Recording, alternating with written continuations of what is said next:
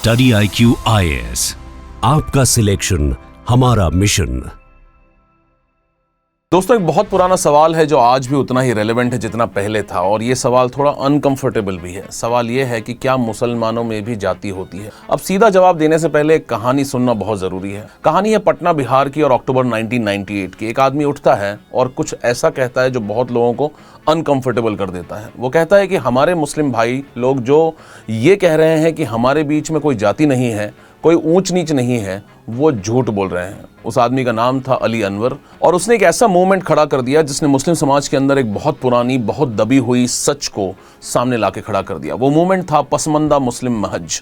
पसमंदा ये एक फारसी वर्ड है जिसका मतलब होता है जो पीछे छूट गए, और ये वही लोग थे जिनके बारे में कोई बात नहीं करता था। वो मुस्लिम जो ऊंचे खानदान का दावा नहीं कर सकते, जुलाहा हैं, बुनकर हैं, कसाब हैं, कसाई हैं, हज्जाम हैं, नाई हैं, धोबी, दर्जी, चमार, भंगी, ये सब मुस्लिम भी हैं, लेकिन इन्हें किसी ने कभी पूरी कम्युनिटी का चेहरा नहीं माना। और यहां से शुरू होती है वो कहानी जो हम आज समझेंगे। दोस्तों, जब भी कोई मुस्लिम लीडर, कोई मौलाना, कोई पॉलिटिशियन कहता है कि मुस्लिम एक हैं, हमारे बीच जाति नहीं है, वो एक्चुअली एक बहुत सुविधाजनक झूठ बोल रहे हैं। क्योंकि सवाल ये है कि वो लीडर खुद किस खानदान के थे।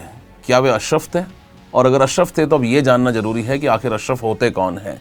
ये वो लोग हैं जो क्लेम करते हैं कि उनके पूर्वज बाहर से आए थे, अरब से या तो पर्शिया से या सेंट्रल एशिया से, जैसे कि सैयद, शेख और मुगल पठान। ये सब अशरफ हैं, और ये लोग मुस्लिम ऑर्गेनाइजेशंस में टॉप पर थे, रिलीजियस डिस्कोर्स को कंट्रोल करते थे, पॉलिटिकल रिप्रेजेंटेशन में आगे थे। और जब इन लोगों ने कहा कि हम में जाति नहीं है, तो एक्चुअली वो अपनी सुप्रीमेसी प्रोटेक्ट कर रहे थे। अली अनवर ने यही एक्सपोज किया। उनका आर्गुमेंट सीधा था, अगर मुस्लिम ऑर्गेनाइजेशंस रिजर्वेशंस मांग रही हैं तो वो आखिर रिजर्वेशन किसको मिलेगा? क्या वो अपर कास्ट अशरफ मुस्लिम्स को मिलेगा? और अगर उन्हें मिला तो फिर क्या फायदा? 1999 में जब मुस्लिम ऑर्गेनाइजेशंस ने एक मुस्लिम एजेंडा 1999 जारी किया जिसमें पूरी कम्युनिटी के लिए रिजर्वेशन मांगा गया, पसमंदा मुस्लिम महज ने अपना खुद का काउंटर डॉक्यूमेंट जारी किया। नाम था पसमंदा एजेंडा 1999, और डिमांड थी जाति आधारित रिजर्वेशन सिर्फ पसमंदा मुस्लिम्स के लिए, सिर्फ उनके लिए जो सच में पिछड़े हैं। और यहाँ आता है सबसे इंटरेस्टिंग पार्ट। इस्लाम कहता है मसावत, यानी कि बराबरी, कोई ऊंच नीच नहीं। लेकिन पसमंदा इंटेलेक्चुअल्स ने पॉइंट आउट किया कि यही मसावत का नारा वेपन बन गया है। जब भी कोई मुस्लिम लोअर कास्ट बोलता था कि हम में डिस्क्रिमिनेशन हो रही है, और अपर कास्ट मुस्लिम लीडर्स कहते थे भाई इस्लाम में जाति नहीं होती, तुम कम्युनिटी को तोड़ने की बात करो ही मत। मतलब इस्लाम की इक्वालिटी का नारा अपर कास्ट प्रोटेक्शन के लिए यूज हो रहा था। किसी ने सोचा भी नहीं था कि इक्वालिटी का स्लोगन इनइक्वालिटी छुपाने का एक जरिया बन सकता है, लेकिन हुआ आखिर यही। और यही पसमंदा इंटेलेक्चुअल्स की सबसे बड़ी डिस्कवरी थी कि जो लोग सबसे ज़्यादा इस्लामिक इगैलिटेरियनिज्म का नारा लगाते थे, वही लोग मुस्लिम समाज के अंदर सबसे बड़ी इनइक्वालिटी के बेनिफिशियरी थे। दोस्तों, सवाल सीधा है कि मुस्लिम कास्ट आखिर होती क्या है? स्कॉलर्स ने बेसिकली 3 ब्रॉड कैटेगरीज आइडेंटिफाई की हैं। ये हिंदू वर्ण जैसी नहीं है एग्जैक्टली, लेकिन काम कुछ वैसे ही करती हैं। सबसे ऊपर आते हैं अशरफ। ये वो लोग हैं जो क्लेम करते हैं कि उनके एंसेस्टर्स बाहर से आए, यानी कि अरब से या पर्शिया से, यानी ईरान या अफगानिस्तान से। 4 सब ग्रुप्स और हैं। सैयद जो खुद को प्रॉफिट मोहम्मद के वंशज मानते हैं, शेख जो अरब एंसेस्ट्री का दावा करते हैं, और मुगल जो सेंट्रल एशियन एंसेस्ट्री से हैं, और पठान वे हैं जो अफगान एंसेस्ट्री से हैं। ये सब टॉप पर हैं। इनके घर में एजुकेटेड लोग, रिलीजियस स्कॉलर्स, ज़मींदार, सब हिस्टोरिकली यही थे। इसके नीचे हैं अजलाफ। ये वो हैं जो हिंदू आर्टिसन या सर्विस कास्ट से कन्वर्ट हुए थे। वीवर जो जुलाहा या अंसारी कहलाता है, बार्बर जो हज्जाम है, टेलर जो दर्जी है, बुचर जो कि कसाब है या कुरैशी है। टेक्निकली ये मुस्लिम्स में सेकेंड टीयर के लेवल पर आते हैं। अशरफ के साथ इनकी शादी ऑलमोस्ट नहीं होती है। खाने में डिस्टिंक्शंस हैं, सोशल प्रेस्टीज में फ़र्क है, और सबसे नीचे है अर्जल। ये एसेंशियली मुस्लिम दलित्स हैं। चमार जो जूते बनाते हैं, या भंगी जो लाल बेगी जो सफाई करते हैं, इनके साथ वर्चुअली अनटचेबिलिटी का बिहेवियर मिलता था, भले ही इस्लाम में ऑफिशियली अनटचेबिलिटी का कोई कॉन्सेप्ट रहा ही ना हो। और यही सबसे बड़ा पैराडॉक्स है इस पूरी कहानी का। अब ये सिर्फ थ्योरी नहीं है। प्रैक्टिकली क्या होता है कि शादी एक सैयद अपनी बेटी की जुलाहा को नहीं देता है, भले दोनों नमाज पढ़ते हों, भले दोनों लखनऊ में एक ही मोहल्ले में रहते हों।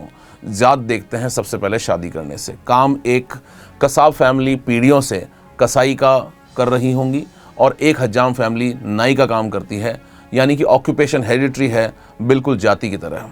नॉर्थ इंडिया और पाकिस्तान में ये ग्रुप्स खुद को ज़ात या बिरादरी कहते हैं। मतलब आपकी ज़ात, आपका ख़ानदान नाम अलग है, काम वही है। दोस्तों, अब ये सब पिक्चर कहाँ से आई, स्कॉलर्स ने इसे कैसे डॉक्यूमेंट किया, और यहाँ आता है एक बहुत इंपॉर्टेंट चैप्टर जिसे हम कहते हैं कॉलोनियलिज्म। जब अंग्रेजी राज ने इंडिया को डॉक्यूमेंट करना शुरू किया, सेंसस सर्वेस किए, ट्राइब और कास्ट वॉल्यूम्स, तो उनकी अंडरस्टैंडिंग ऑफ मुस्लिम कास्ट एक बड़े बायस के शेप थी। 1832 में दो इंपॉर्टेंट बुक्स आई, एक जफ़र शरीफ की कानून इस्लाम जो एक हैदराबादी नोटेबल ने ब्रिटिशर्स के लिए लिखी थी, और दूसरी मिसेस मीर हसन अली की बुक जो एक लखनवी शिया अरिस्टोक्रेट की इंग्लिश वाइफ थी। दोनों ने क्या डिस्क्राइब किया, उन्होंने डिस्क्राइब किया कि अशरफ मुस्लिम्स की दुनिया, सैयद, शेख, मुगल, पठान, उनके कस्टम्स, उनका खाना और उनकी पूजा। लोअर कास्ट मुस्लिम्स बेयरली उन्होंने मेंशन किए। अर्जल ऑलमोस्ट इनविजिबल थे। ये एक ऐसी नज़र थी अपर क्लास मुस्लिम सोसाइटी की जिसके ज़रिए ब्रिटिशर्स ने पूरे मुस्लिम कम्युनिटी को समझा, जैसे आप किसी देश को सिर्फ उनके अमीर लोगों की नज़रों से समझने की कोशिश करो। फिर आया कॉलोनियल स्कॉलर्स का एक बड़ा एक्सप्लेनेशन, कॉन्क्वेस्ट और मिसजिनेशन, मतलब ये सब हुआ क्यों? क्योंकि मुगल्स और अफगान्स आए, उन्होंने लोकल हिंदू वुमेन से शादी की, बच्चे हुए, ऊपर नीचे की हायरार्की बन गई, और 1896 में विलियम क्रूक ने लिखा कि इस्लाम ने इंडिया में कास्ट को पूरी तरह अडॉप्ट कर लिया है। एक कन्वर्ट हुआ हिंदू राजपूत, वो मुस्लिम बन गया, लेकिन राजपूत की सोशल हैबिट्स लेके चला गया। और 1931 में एडवर्ड ब्लंट ने तो ये तक लिख दिया कि मुस्लिम रूल इंडिया में हाफ कास्ट का राज बन गया था। समझने वाली बात यह है कि अंग्रेज़ों के लिए पूरी कहानी थी, एक पूरे इस्लाम जो हिंदू इन्फ्लुएंस से करप्ट हो गया, जैसे इस्लाम एक निर्मल नाला था और हिंदुज़म ने उसे गंदा कर दिया। ये एक कन्वीनियंट नैरेटिव था, सिंपल था, लेकिन गलत था। बाद के स्कॉलर्स ने दिखाया कि मुस्लिम कास्ट की रूट्स सिर्फ हिंदू कॉन्टैक्ट में नहीं है, वो इसके काफ़ी पहले से भी चली आ रही हैं। मसूद आलम फलाही एक इस्लामिक स्कॉलर हैं, उन्होंने मिडीवल उलीमा की राइटिंग्स ढूंढ कर दिखाया कि कास्ट प्रैक्टिसेस और डिस्कोर्स मुस्लिम्स में कॉलोनियल रूल से पहले भी थे। ये कोई हिंदू कंटेमिनेशन नहीं था, ये खुद मुस्लिम समाज का एक हिस्सा बन गया था। दोस्तों, अब आते हैं एकेडमिक्स तक। जब Indian sociology post independence grow कर रही थी 1960 से 1990s तक, एक बहुत बड़ा आर्ग्यूमेंट छिड़ गया। सवाल था कि क्या मुसलमानों में कास्ट होती है या नहीं, और ये सवाल इतना सिंपल नहीं था जितना लगता है, क्योंकि 1960s में गौस अंसारी ने पहली सीरियस मोनोग्राफ लिखी जिसका नाम था मुस्लिम कास्ट इन उत्तर प्रदेश। उनका आर्ग्यूमेंट था कि मुस्लिम्स में भी ठीक हिंदूज की तरह एक पूरा कास्ट सिस्टम है। उन्होंने अशरफ्स को ऐसे ही माना जैसे कि ब्राह्मण्स ऊपर होते हैं, मुगल और पठान नीचे जैसे क्षत्रिय होते हैं, फिर आते हैं अजलाफ जैसे आर्टिसंस जातीस, और फिर आते हैं अर्जल जैसे दलित्स। एक कंप्लीट हायरार्किकल चेन है। लेकिन अंसारी की एक बड़ी लिमिटेशन थी, वो कॉलोनियल सोर्सेज पर बहुत ज़्यादा डिपेंडेंट थे, और पार्टीशन के बाद जो सोशल चेंजेस हुए उन्हें ऑलमोस्ट उन्होंने इग्नोर किया। फिर 1970s में सोशोलॉजिस्ट इम्तियाज़ अहमद ने 4 वॉल्यूम्स एडिट किए मुस्लिम कास्ट पर। एक बड़ा प्रोजेक्ट था जो काफ़ी इन्फ्लुएंशियल रहा। उनका पॉइंट था कि मुस्लिम और हिंदू एक ही समाज का हिस्सा हैं, और अगर हिंदू कास्ट सिस्टम है तो मुस्लिम के अंदर भी वही स्ट्रक्चरल फीचर्स दिखेंगे। और ये कहना कि मुस्लिम कास्ट और मुस्लिम्स में कास्ट नहीं होती है, ये एक नेशनलिस्ट मुस्लिम ऑर्थोडॉक्सी का पार्ट था जो खुद को स्क्रूटनी से बचा रहा था।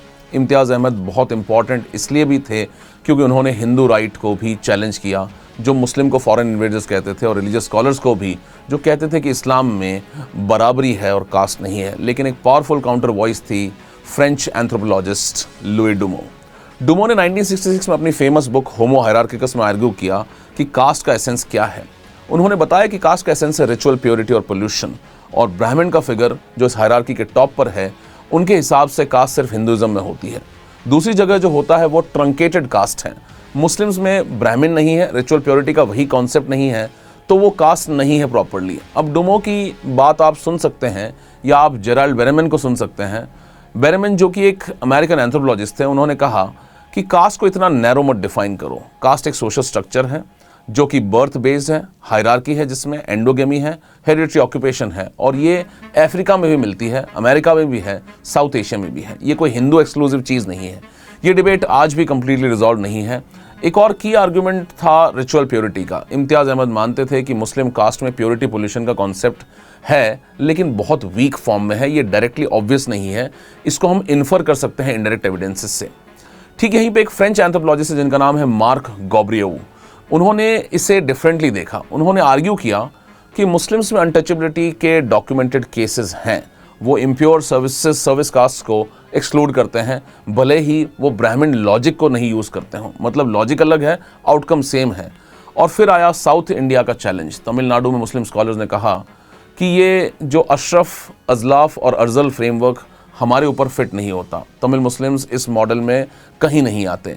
फ्रैंक फैंजलो ने आर्ग्यू किया कि तमिल मुस्लिम्स कन्वर्ट ने कास्ट को एक्टिवली डिसइन्वेंट कर दिया है।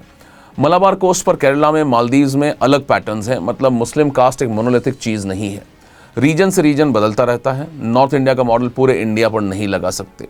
1990s तक ये डिबेट एक इंटरेस्टिंग जगह पर आ गई। सोशोलॉजिस्ट सईद अली ने ऑलमोस्ट फेडअप होकर लिखा कि ये पूछते रहना कि एग्जिस्ट करता है या नहीं, इससे कोई नया इंसाइट नहीं मिल रहा है।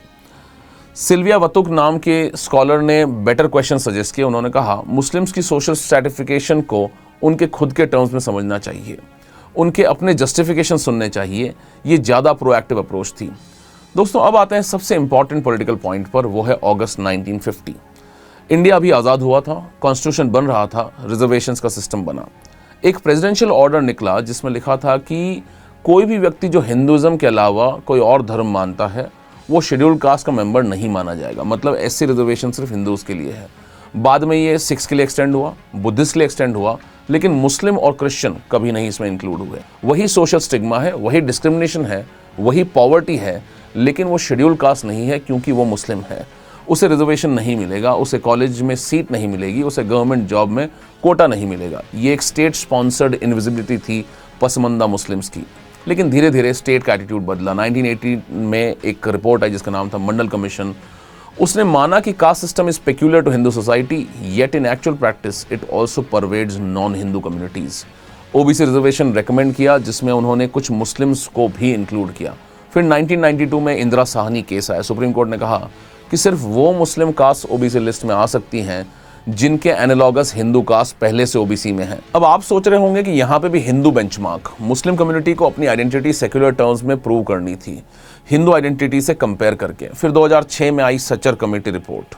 इसमें क्लियरली कंफर्म हुआ कि मुस्लिम्स में descent based hierarchy, endogamy, heredity occupation सभी चीज़ें एग्जैक्टली प्रेजेंट है और मुस्लिम्स ऑलरेडी डबली डिसएडवांटेज्ड हैं, जैसे कि मुस्लिम्स और लोअर कास्ट। फिर 2009 में रंगनाथ मिश्रा कमीशन की रिकमेंडेशंस आई। उन्होंने मुस्लिम ओबीसीज के लिए 10% कोटा और 1950 के प्रेसिडेंशियल ऑर्डर को हटाने की बात की। लेकिन ये रिकमेंडेशंस अभी भी पूरी नहीं हुई हैं। और एक इंटरेस्टिंग चीज़ पसमंदा इंटेलेक्चुअल्स ने एक्सपोज की कि इस्लाम में एक कॉन्सेप्ट है कफ़ा या कुफू, मतलब शादी में कंपैटिबिलिटी। उलेमा इस्लामिक स्कॉलर्स कहते थे कि शादी में काफ़ा देखना ज़रूरी है। ये काफ़ा आखिर प्रैक्टिकली है क्या चीज़? ज़ात, खानदान या एंसेस्ट्री? मतलब रिलीजन के अंदर ही एक थियोलॉजिकल जस्टिफिकेशन बन गई थी एंडोगेमी के लिए, और ये मिडिवल टेक्स्ट में थी कॉलोनियल इंडिया से पहले ही। मसूद आलम फलाही जमात इस्लामी से जुड़े इस्लामिक स्कॉलर हैं।